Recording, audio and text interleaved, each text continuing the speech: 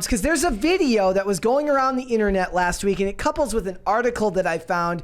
Let's watch the video, shall we? Yeah. Let's watch. Let's just get it out of the way. We'll get the fun part out of the way. Here it is, ladies and gentlemen. This went viral last week a little bit. So this is a young man. He must have won a football game, and his mom was very proud of him. Here we go.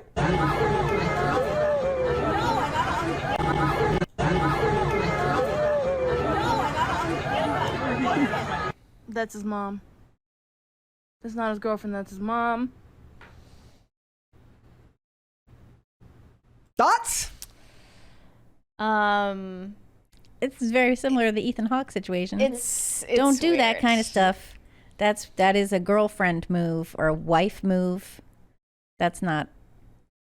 If Ethan Hawke is a girl dad, this is a boy mom. It's and gross. The term boy mom is very That's really gross. it's a very debated term on the internet because a lot of moms of boys call themselves boy moms on the internet, and it means different things to different people, but it usually suggests a weird Oedipal attachment to your sons where they're kind of like a surrogate husband.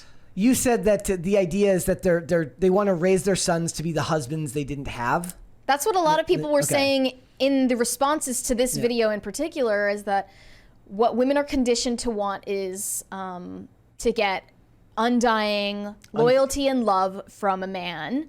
And if they feel they cannot get it from the father of their children, their husband, they will endeavor to give birth to and raise the man who unconditionally loves them the way they always wanted, which obviously is incredibly unhealthy and not ever something that you should Yeah, that's gross. do. Maybe these women. Maybe she just watched MILF Manor. That was like Freud on drugs. Like that was What's super MILF Freudian. Manor? Well, you see, Libby, MILF Manor was the height of cinema and television, where 8 women went to a large mansion, and their sons went with them, and then their sons would go and interact with the other moms. Yes. For our reality television enjoyment. Yes, it's That is nauseating. Yes, it's to me it's not as weird as the show where in the UK where it was just like showing naked adults to kids to get them comfortable with different body types. That was totally messed up too. Yeah. It's great times. We live in a great world right now, right? But I do have an issue with a little bit of the idea of boy mom and girl dad in general, because I find it to be weirdly divisive. Like can you just be a mom or a dad and not I'm make it into splitting a hairs thing? here about this stuff. I understand that, like, look, the idea is that as the mother of a son or as the father of a daughter, there are unique challenges and concerns that come from that role as a parent, right? I get that. But I do feel like we are in a society now that loves to parrot things down and make things, they want to subcategorize everything. And what the TikTok videos that were coming out of all of these things were essentially boiling down to was, I'm going to be a mom that's going to teach my son how to treat women right because men are inherently incapable of finding stuff on a shelf. Because or men are inherently evil. Yes, is what they believe. and so it felt as if, and then the other issues that come with that is that they're using their kids for social media clout. I have my own issues with that as well, because the kid is like a 4-year-old. Can he consent to being your ideological toy used to push an agenda? I don't know if that's right. I don't think that's right, but it's a problem. And then we had this article, which I just feel like this is more just bad parenting in general. It has less to do with the mom part of it and more to do with the idea that she doesn't really get what it says, I refuse to let my teen son get a job. That's insane. I will fund his existence. I think it is actually related to the fact that it's the mom of a son, because if a father said this, like, I refuse to let my teen daughter get a job, that's insane, I will fund her existence, I would find that way less weird. Okay. All right. Because but the boy, like, that's like a normal dynamic that men want to be providers and fathers want to be protective, not let their daughters get into dangerous situations and give them security and provision and love. That makes sense. A little less sense when it comes from a mom. But this is what she said. Let's go with what she said. So she says, I told him I don't want you to get a job. I don't think it's a smart idea, she explained. Her name's Esther. There you go. An Esther in the wild in 2023. She says, arguing that she doesn't want him to think he has to work just to stay alive. You do have to work just to stay alive. Literally, You're just to stay literally alive. teaching him the opposite of what it's going to do truth. to raise him correctly. Have you ever seen the meme? It says like capitalism, work or die. Communism, work and die. You have to work to survive. Well, it would be more normal for her to say, like, he's 15, I don't want him to be getting a job just yet, but at this age or that age, then I think it would be more appropriate for him. I think But why is it like he should never work in his life? I don't think care if that's a she's just talking terrible about being idea. underage. I think good parenting would be to teach him at a younger age that getting a job is good for teaching you personal responsibility. Also, like, Well, if she do had some yeah. seemingly arbitrary rule where, like, I'm going to have him get a job at 17 instead of 14 or 15, then that's her parenting choice and everyone's less opinionated about it. But the way she's wording it is that he should never have to work to live. She said, I started working as 14 as a waitress. She spent her 20s trying to find a new career of interest. Nearly 2 decades later, she's a photographer and marketing co-coordinator in Australia. Look, he's going to have to get life experience somehow. He's not going to want to be reliant on you forever. And even if your plan was to just do this, until he's 18, you're drastically hindering him by not allowing him to go out and at least try to learn does he want a self-sufficiency. job? No, It's different if he wants to work, but she's not letting him. And then she's not saying forever. I have a problem with her saying, I'm not letting you get. Now, if she said, you don't need to get a job if you don't want one, fine.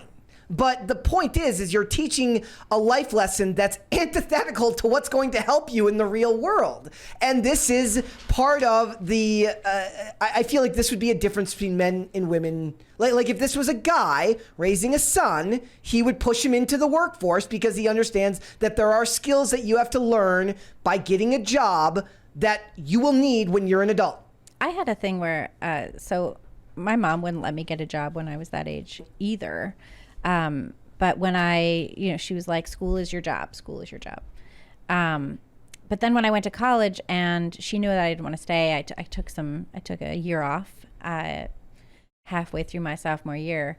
And I moved back to my mom's house in Philadelphia. She was like, you need to get a job in an apartment. And I was like, fine, I will do that. And I did that, which you could do in whatever year that was. What was that? I don't remember. Anyway, you could do that. You could like get an apartment. It wasn't, you know how now it's like you need first and last and security and you have to make 3 broker's times fee and you have to make all of this stuff and you have to have good credit. And I had no credit, but whatever. I got an apartment. I got a job. I worked at an Au Bon Pain or however you say it, pain. I'm not French. I don't even know what that is. It's like a fast food sandwich shop that they sometimes have in train stations still. Okay. I worked at a hat shop. I worked at a record shop. I worked at a book shop. I interned at a theater company. Got a job at a film festival. I did like a ton of different jobs that year. And by the time I was ready to go back to school, I was like, I knew how to hustle and I knew how to work. And so whereas I left school like with very poor grades, when I came back, I knew how to work really hard. And so I took extremely hard courses and I was like, I'm going to do very well. And I did do very well. But if I hadn't known how to work, which I didn't know when I hit school in the first place, it made such a huge difference to know how to work, how to like show up for my 8 o'clock class in the morning, because like you have to show up on time when you work at a store, whatever. Mm-hmm. I think work gives you a lot of lessons, valuable lessons as to how to employ yourself. It's not just about like being part of a workforce, but like know how to do diligence, know how to do things, know how to be rigorous in your undertakings. She's saying go have hobbies. How does he know how to dedicate himself to a hobby and do a good job? How does he know when you have to stay up all night to meet a deadline and when it's okay to put it down until tomorrow? You don't know because he has absolutely no urgency. That's one thing I find too. people workers don't necessarily have the same kind of urgency that is necessary to do a good job at your workplace. There's an awful lot of like, it's okay if I cut corners, it's okay if I cut off early, whatever it is. There's, and I talk to people all over different industries and whatever, we talk about this kind of stuff. But you need to have urgency, you need to be hungry. If you're not hungry, why should anyone feed you? And they say now that like Gen Z more than any other generation is the generation of work-life balance, right? Because a lot of it is also because like we are slowly pushing more and more in towards a gig economy where like the one if I was white, but you got to earn that balance. Exactly. And the one white pill that I would have for a generation of people that want to be influencers or want to be like they want to YouTube for a living is that you are your own boss and you're responsible for making your own money. There's actually something to be said about like, look, if the idea is that you want to do this for a living and you're not answering to anyone else, I actually kind of like that because our generation, or my generation, was raised to be employees, not to work for themselves. You were raised to be managed. Yeah. So there's something to be said about that, but it's just you have to learn those life skills, and I feel like they're saying that Gen Z is basically unemployable and illiterate at this point. We got lucky with Mary. That's what happened. We got lucky with Mary. They can't write emails, and when they show up for the most menial of tasks, they don't do them. Did you see this woman? Where was it? Why can't I remember? Anyway, this woman who was in Des Moines, Iowa. This woman who was a BLM activist in 2020 ran for city council, got elected to city council, and then just stopped showing up. For her job at city council. And then 6 months later, her dad went to city council and resigned on her behalf. That's amazing. We just ran that today at That's Postmillennial, amazing. Yeah. She's just like, look, I'm bored. I don't How wanna old do was this she? anymore. I don't know, some normal age that's Not like not Gen Z. Part of it is I also think she was like, Gen Z for sure. She yeah. was. I think the so. boomers. Let me find it. The I'll take boomers had an unequivocal like identity with their job, right? They identified with the company that they worked 20 to 30 years for. And then like a lot of them, like they get laid off and then they don't get their pension. And now people can't afford houses. Before the boomers Yeah. and before the Industrial Revolution, there was not such a thing as work-life balance because your work was so integrated with your life and your domestic household was your place of work. Yeah. And I mean, I'm about to go Ted Kaczynski mode, but a lot has gone wrong. But I wanted to go back to the boy mom subject and ask you, Libby, as the mother of a son, what your take is on that whole dynamic. And I mean, the way that parents are the ones that teach their children what gender roles even are, and how can that go wrong? Yeah, so a lot of parents are teaching their kids the wrong gender roles these days. And we see that, of course, all over the place. But I think it's important when you are raising a son. I don't know from raising daughters. I don't have a daughter. I have a bunch of sisters, but we're not really close.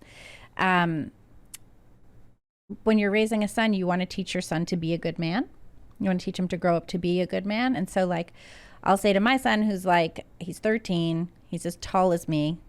He's basically, his arms and legs are bigger than mine, and I will show him, like, your hands are bigger than mine. This is why we don't roughhouse anymore. Like, we did when you were 10. We would, I would like throw him in the sand at the beach or whatever. But I tell him, I'm like, you're going to grow up to be a big, strong, hairy man. There's nothing wrong with that. It's a perfectly good thing to be. Don't let anyone tell you otherwise. And I feel like my job as his mom is to see what his talents and abilities are, and to guide him to adulthood while he is able to make the best use of those things, learn how to develop those things, and also to see what he's missing and try and give him the tools that he needs. Mm-hmm. Most of those tools that I think are important are an ability to do hard work, to be self-directed in that work, and to, take care of the people that he loves. When he was younger, he asked me, I would always frame things, right? Like the way that you frame something for a kid early on gives them the way that they're going to think about that. So when he was younger, I would say, you know, when you grow up and you fall in love with a woman and she falls in love with you and you're good and kind to her and she's good and kind to you, then, you know, I want 20 grandbabies or whatever dumb thing I would say. And so eventually he asked me, and he was still a little kid, but he said, Mom, when I grow up and I fall in love with a girl and she falls in love with me and I'm good to her and she's good to me, how will I know when it's right to kiss her? And I was like, well, by then you're going to know it's going to be okay. You're going to know because you're going to be in love with her and she's going to be in love. You know, we like talked it through. We talk about you're going to sign this consent form on your phone. She's going to sign a consent form on your phone. And you're going to submit it to the Bureau. I didn't talk about that. Of all physical touch. Because he gets enough of that. He got enough of that in school. But you just want to frame things out so that he feels that he's in control of his life. And that he's not, and that he's responsible for the people that he loves, you know? Okay. Why do you think these moms on social media are adopting the identity of specifically being boy moms? And I don't understand it at all. What comes with that? I actually don't. You can't relate? I don't really understand it at all. I'm very proud of my son. I'm proud to be his mom, you know, and I tell him that. I'll be like, you're terrific. I'm really proud to be your mom. I think you're doing great. You know, I think you're going to be a great grown up. And I say stuff like that. But no, I don't understand this. I want him to work hard. I want him to do his chores. I want him to earn his keep. I want him to know his own worth and value. I want him to understand that in the people that he chooses to associate with. And he's kind of picky in his friends, which I don't really mind, you know? Yeah, I don't understand this. I think this has a lot to do with the mom's own self-image and very little to do it's the social with media the clout. kid. Yeah. It's just they found their niche. Yeah. This is what I can provide the people who give me validation on social media. Not always. There are women who aren't looking for social media clout that still adopt this identity and have weird incestuous attachments to their sons. They watched Bates I think Motel. That's weird too. It's increasingly single moms. I remember seeing a single mom on a subway platform in Brooklyn years ago, and she was walking with her child, and the child had clearly asked some question, and the mom was answering it by going into it was like a question about someone that they knew, and she was going into way too much vivid detail about the adult situation of the person that they were talking about. It was like a dating thing or whatever. And I remember thinking, like, this is the kind of stuff you need to keep to yourself. This is not for kids. Yeah. You know, I mean, there's questions my son will ask me and I'll be like, that's not a question I'm going to answer for you, bud. You know, keep moving on. And I think that's important. You're not there to be your kid's friend. You know, It was interesting because during the pandemic, we went to my mom's house and she lives down the shore in Jersey. And part of it was we lived in Brooklyn, and I was worried in part that my mom might get sick and she would be alone and I wouldn't be able to get to her because of like lockdowns or whatever. I didn't know it was going to happen.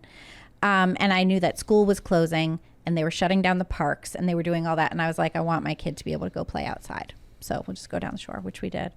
But there was nobody down there. So I realized like he needed someone to play with. And so I was like, okay, we will do different play things. We would like walk on the beach. I would like wrestle with him or whatever. But I was always very specific, and I'd be like, okay, that was our playtime. That was awesome. But like, I'm in charge. I'm still in charge. I'm still the mom. I'm still in charge. And we got to be pretty close during that whole pandemic, in that, like, you know, he'll tell me stuff and whatever. But that's a one-way thing. Your kid isn't there for you to confide in. Your kid can confide in you, but you're not supposed to like spill your guts to your kid just because they're there. Yeah. You need to maintain authority and you need to be a trusted person. You know, you're not there to be vulnerable for your kid. Your kid shouldn't be taking care of you or feel like they're emotionally responsible for you. That might even make it harder for them to trust and confide back, right? Because it shatters the image of, you know, that larger than life image that parents have a lot of the time. Yeah. Like, I don't remember ever thinking my parents were heroes. Yeah. You know? And like, I think that would have been nice. Yeah. Yeah. Yep. Boundaries. Yeah. Boundaries, Boundaries are guys. huge. I don't see any boundaries in any of these stories. Don't jump up on your son like that. Yeah. And don't do this whole thing. More than anything, just don't jump up on your son like he just got back from deployment. Right. Gross. That's all I'm saying. Weird. She looked like she wanted way more from Yeah. We'll pass on very that. disturbing. Thanks for watching. Listen to full episodes of Pop Culture Crisis on Spotify. Keep up with us on social media and make sure you subscribe and ring that bell so you never miss the show. Bye, guys.